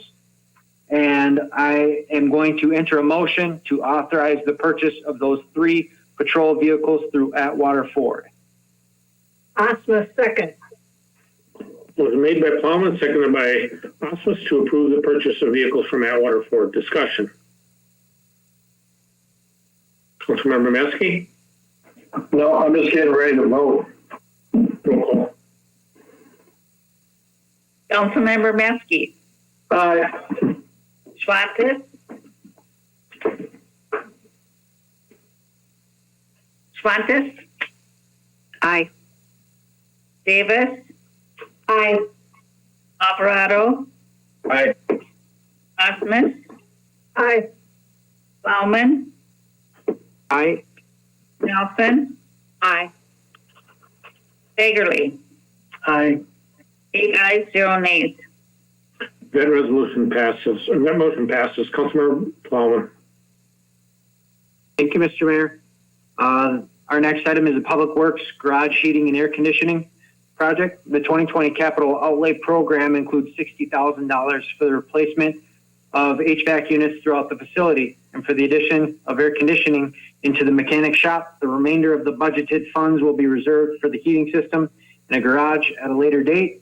The Public Works Garage is scheduled for the replacement of their heating and the addition of air conditioning for the mechanic shop in accordance with the 2020 CIP, Capital Outlay Program. The new heating units proposed are radiant heat systems and will be more efficient than the existing radiant and tube heater systems. The air conditioning is a 5-ton system and will be placed on the north side of the building. 2 quotes were received for the project, and one from Chapel Central and one from Bulletproof Mechanical. And I should note that they did change this. They scaled this down just a little bit in light of the financial situation that we find ourselves in, just to allow for a little bit more flexibility in the future. That was noted by the committee, and we definitely appreciate them being willing and able to do that. So this is only partial of this project, and our superintendent and director did note that the other portion of that can come back later at a later date, and we will have funds to work with. So this amount, the lowest bid, was in the amount of $22,975 from Bulletproof Mechanical Services. I will make a motion approving the agreement with Bulletproof Mechanical for the Public Works Garage Mechanic Shop HVAC project in the amount of $22,975. Seconded by Alvarado. Motion made by Plowman, seconded by Alvarado. Discussion. Roll call. I'm sorry, Councilmember Fagerly, do you have a comment? I do. Just, do we have air conditioning there in the mechanic shop now? I would defer that to either our Public Works Director or if our Public Works Superintendent is on the call. Mr. Christensen. Currently, Mayor, members of the council, we do not have air conditioning in that shop. Okay, so the reason to have it now is for what reason? Minimize sweat. It's pretty warm back there with 2 guys in multiple vehicles. Sweat on the employees or on the floor? Yes. Okay.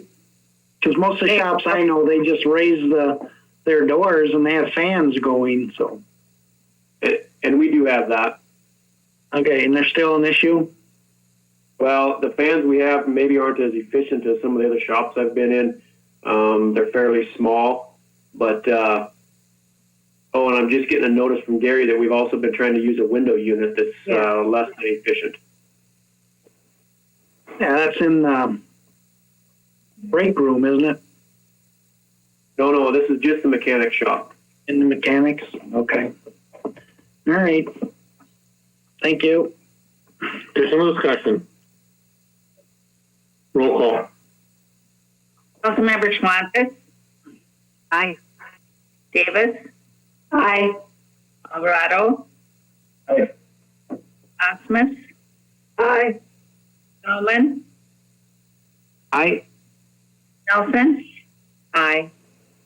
Fagerly. Aye. Maskey. Aye. 8 ayes, 0 nays. The resolution passes. Councilmember Palmer. Thank you, Mr. Mayor. Hopefully this one rings a little recently with everybody because we were made privy to a pretty cool Facebook video of the new boat ramp, or I'm sorry, not the boat ramp, the fishing pier being put out at the Robbins Island area. This is the consideration of a cooperative agreement with the DNR. The state has provided 2 cooperative agreements for approval by the city, one for the repair of the boat ramp planks at the Willmar Lake and one for the installation of a new fishing pier on Foot Lake. The ramp will be built in conjunction with the state and city staff with the new planks provided by the DNR. The new fishing pier is also provided by the DNR and will be installed near the Four Seasons shelter by state staff. The existing pier was removed from Rowell Park and will be rebuilt by staff and put back into place next year. Financial impact, the city will be responsible for providing several yards of aggregate material for the boat ramp and to provide staff and equipment as feasible to assist with the installation of the ramp and the fishing pier. So this is just covering that cooperative agreement with the DNR. So we are looking to adopt a resolution approving the cooperative agreements with the state of Minnesota, DNR, and for the boat ramp at the Willmar Lake and fishing pier at Foot Lake. I will enter that motion at this time. Nelson, second. Motion by Plowman, seconded by Nelson for the resolution. Discussion. Councilmember Metzke. So let me understand that we will be operating 2 fishing piers next year.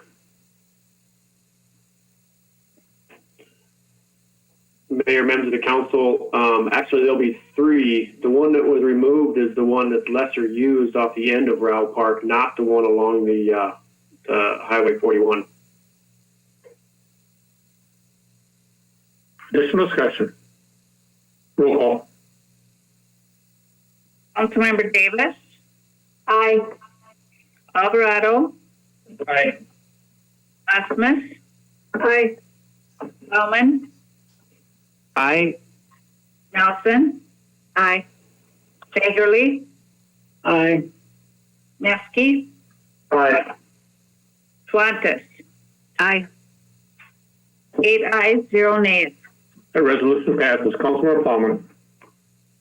Thank you, Mr. Mayor. This next item is a consideration of cooperative agreement with Candy Ohio County. This is in regards to the new apartment complex going up on the outskirts of town, but just within city limits, North County Road 5. As most of you know or have maybe seen, they're advertising on Facebook currently and other locations regarding that those units being entered up here real soon. So we're looking forward to that. Kenai County has improvements scheduled for State Aid Highway 5 from 7th Avenue to County Road 24. The improvements include adding turn lanes for traffic safety due to the anticipated influx of traffic created by unique construction apartment complex.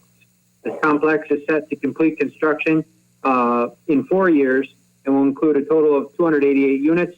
And I will note, because this was asked of me prior to the meeting, the entire complex, when we say 4 years, we're talking about the entire complex, not the particular building that they're working on now. That will be done much, much sooner than 4 years. So we just want to make that clear for the public. They're working and working hard, and they worked through some crazy weather conditions this winter, but they're doing well. With regards to this motion, the county agrees to finance with its own funds all items excluding the cost of city construction items provided in Exhibit A of the agreement. If anybody has questions, they can direct those to our Public Works Director, but we anticipate full recompensation of a majority of the costs. We are seeking to adopt a resolution approving the cooperative construction agreement with Kenai County for County Road 5 improvements. I'll enter that as a motion now. Nelson, second. Motion been made by Plowman, seconded by Nelson for improvements in County Road 5 shared agreement with Canada County. Discussion. Councilmember Metzke. Not about the financing the agreement. The one building that is there, is that one of the 4? Because I remember we were talking about 4 buildings, or is that 2 of the 4? believe that's one of the 4, and then there'll also be a clubhouse as well. So we'll see at least a quarter of the 288 units will be occupied probably fairly soon. So we're already see some additional traffic. So this is a good step forward. Dr. Ramsden, am I correct on that statement? Mr. Mayor, council members, yes, you are. Additional comments or questions? Roll call. Councilmember Alvarado, Aye. Osmus, Aye. Bauman, Aye. Nelson. Aye. Bagerly, Aye. Maskey, Aye. Schwantes, Aye. Davis. Aye. 8 ayes, 0 nays. That resolution passes. Councilmember Plowman. Thank you, Mr. Mayor. I'll try buzz through this one so that you guys can hear somebody else talk for a while. This next item is the 2020 improvements project. This is the next step in moving forward on our streets projects. The City Council ordered the 2020 street improvements project at the improvement hearing held on March 17th of this year. Bids were open on April 20th, and the amount needed to perform the necessary improvements is now known. Staff is preparing the accessible footage and the amount for each affected lot. Costs for the improvements must be declared, and the preparation of an assessment roll ordered in accordance with the requirements of Chapter 429 State of Minnesota statutes. Affected property owners must be notified of their assessment amount, and the May 18th, 2020 date of the hearing. And I'm going to list them off now. By project 2001-A reconstruction, that's 9th Street Southeast, the Willmar Avenue Southeast to Pleasant Drive Southeast. 2001-B reconstruct, that's 6th Street Northeast to 26th Avenue Northeast to the dead end. 23rd Avenue Northeast to 6th Street Northeast to Country Club Drive Northeast. And 2003-A is an overlay, and that is 1st Street, 19th Avenue Southwest to westbound Minnesota Trunk Highway 23 ramps. The financial impact for these projects, 2001-A will be financed by assessments, local funds, bond proceeds, MUC, and wastewater treatment funds. 2001-B will be financed through assessments, local funds, bond proceeds, MUC, and wastewater treatment funds. And 2003-A will be financed through assessments and state aid. So that is a state aid project. We are looking to adopt a resolution declaring the cost to be assessed, ordering preparation of the assessment roll, and calling for the hearing on the assessments on May 18th, 2020 at 7:01 p.m. For projects number 2001-A, 2001-B, and 2003-A for the 2020 street and other improvements. I will enter that motion now. Second by Osmus. Motion made by Plowman, seconded by Osmus for the street improvement cost to be assessed. Discussion. Mr. Gramitz or Mr. Christensen, did our numbers come in above or below engineers' estimates? I know you haven't worked them all out yet, but Mr. Christensen. Actually, Mr. Mayor, we have worked them out since we converted everything to electronic bidding. We have a lot less to do as far as redoing all the work. Less math errors or no math errors. And so the 4 projects we bid today collectively came in about or significantly less than our estimates, about 25%. Perfect. Thank you. Additional discussion or questions? Roll call. Councilmember Osmus, Aye. Bauman, Aye. Aye. Bagerly, Aye. Maskey, Aye. Schwantes, Aye. Davis, Aye. Alvarado. 8 ayes, 0 nays. That resolution passes. Councilmember Palmer. Thank you, Mr. Mayor. That was the end of our meeting. I move to file the minutes. Osmus, second. Motion made by Plowman, seconded by Osmus to file the minutes of Public Works. Discussion. Roll call. Councilmember Plowman, Aye. Nelson, Aye. no. Bakerly, Aye. Maskey, Aye. Montes, Aye. Davis, Aye. Alvarado, Aye. Osmus, Aye. 8 ayes, 0 nays. That motion passes. Next, we'll have a discussion in regards to the introduction of Renaissance Zone Ordinance. Dr. Ramstead. Thank you, Mr. Mayor, council members. Staff seeks a motion to introduce the ordinance to establish the Renaissance Zone Overlay District and provide parking and fee waiver development incentives for public hearing on May 4th this year, 2020. The ordinance establishes the zoning district referred to as the Renaissance Zone. It also includes parking and fee waiver development incentives, some of which include parking, building permit fees, land use application fees, sign permit fees, sewer access charges, and water access charges would all be free in this district as of the adoption of this ordinance. The creation of the zoning district itself does not incur any ongoing costs. The cost to the city in relation to the incentives, just to give you some relationships, the Renaissance Zone last year only represented about 6% of all building permits across the city, and we had roughly $62 to $63 million worth of building permits last year, or construction last year. I think a good benchmark is the Quick Trip that's going on downtown right now. It's the first private sector development in decades. We have had public sector and hospital permits in the downtown district, but this is the first in a very long time. It's roughly $2 million, and that would represent about a $14,000 permit. Sac and Whack would also be roughly in that same area. So for a $2.2 million project, those are the sorts of incentives that you are looking at potentially giving to entice commercial business, housing, a variety, even parking ramps, a variety of proposals that hopefully these will draw into the Renaissance Zone and the business district itself. With that, I open it up for any questions. I'll entertain a motion to approve the recommendation of staff. I'll make that motion. Second. Motion was made by Bailey, seconded by Meskey.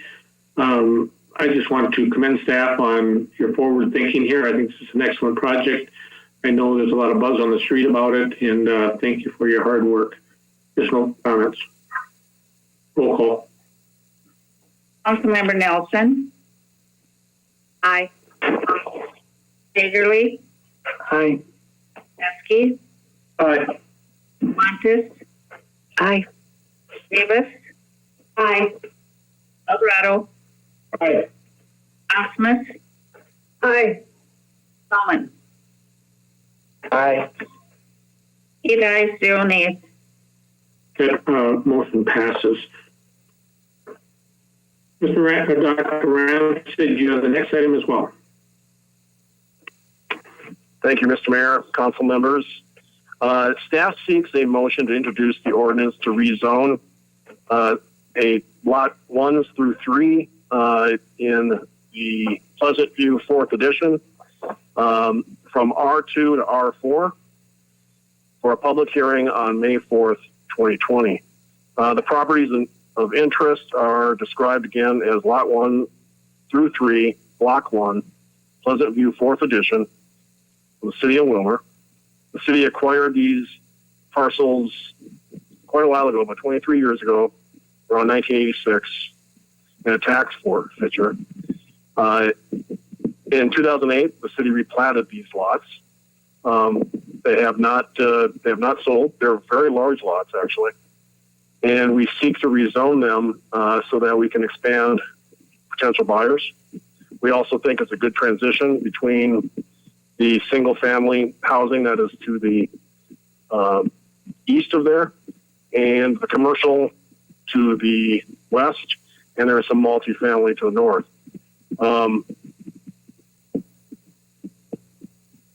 The rezoning, as I mentioned previously, does not have anything to do with the sale. It's more of a broader look at how we might be able to transition some desperately needed multifamily in here, kind of moderate to low multifamily in this area. Any questions? Looking for a motion and a second. I would make a motion to introduce the ordinance to rezone certain property from R2, 1 and 2 family residential, to R4, medium density multifamily residential, for a public hearing on May 4th, 2020. Motion been made by Alvarado, seconded by Fagerly. Councilor Metzke. Or do you wave me off? No comment. I was just waving at a little plowman. One of the enticements of doing meetings in this fashion. Thank you for pointing that out. We're glad you're joining us. You're learning how Dad does his civic duty. Additional discussion. Roll call. Councilmember Fagerly. Aye. Miskey. Aye. Montes. Aye. Davis. Aye. Alvarado. Aye. Smith. Aye. Bowman. Aye. Nelson. Aye. 8 ayes, 0 nays. That motion passes as well. Next, we have a consideration of a lease for community garden, and that will be taken by the Public Works Director, Mr. Christensen.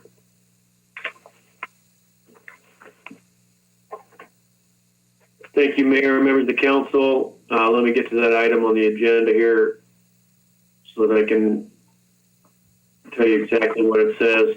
Effectively, this is a lease of an unused right-of-way area that it's at the end of the north end of 15th Street where it intersects 14th Avenue. So near the area what we talked about earlier tonight, it was habitat houses and some of the property that's being currently constructed. A group approached us a while back to put a community garden on a city lot. What we've done instead is create that at a right-of-way in case a lot gets requested for purchase. It's an unused portion of right-of-way, and I think that will be a better location for them. It also allowed the Public Works Department to have an excuse to clean up some of that area, some downed trees and some underbrush and things of that nature. The lease agreement's been drafted by Attorney Scott, and the work that the Public Works will do probably in the future is probably add some topsoil for them. But that is in front of you, and I just went off of that page again. That is in front of you for approval tonight is the lease agreement. So the recommendation of staff is that we approve the lease with menu to do a community garden in that area. I'm looking for a motion and a second. Move to approve. I missed who that was from. Who made the motion? Raise your hand. Plowman. Motion by Plowman, seconded by Osmus. Mr. Gramitz. Mr. Mayor and City Council, just to clarify, this would not be what we considered a standard community garden. This is, I think the term is used, a sharing garden. This is going to be somebody will plant, grow produce, and then make it available to whomever wishes to go in and harvest that when it's ripe and or ready to be picked. So community garden invokes the vision of maybe 40 by 40 squares that everybody tends their own garden. This is not necessarily that, but it's still a community garden. But it's just a different concept. And it's more of a, as I said, people will tend to the garden, will weed it, will water it, and then when product is ready to be consumed, people in the neighborhood can come and access the produce. It's an interesting concept. Thank you. I think this has come out of Vision 2040, right? Correct. Okay, I'm looking for a motion and a second. Oh, I'm sorry, I already have that. Right? Do I have a motion and a second? Councilmember, okay. Councilmember Davis.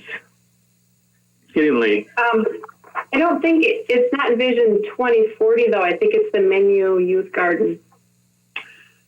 Yeah, Right? Menu Youth Garden is running it, but Vision 2040 is who came up with the vision for Okay. it. And this came up about a year or two ago. And then Mr. Gramis and I attended a meeting, and Councilmember Schwanta serves on that committee as a representative to the council. Additional discussion. Roll call. Councilmember Maskey, Aye.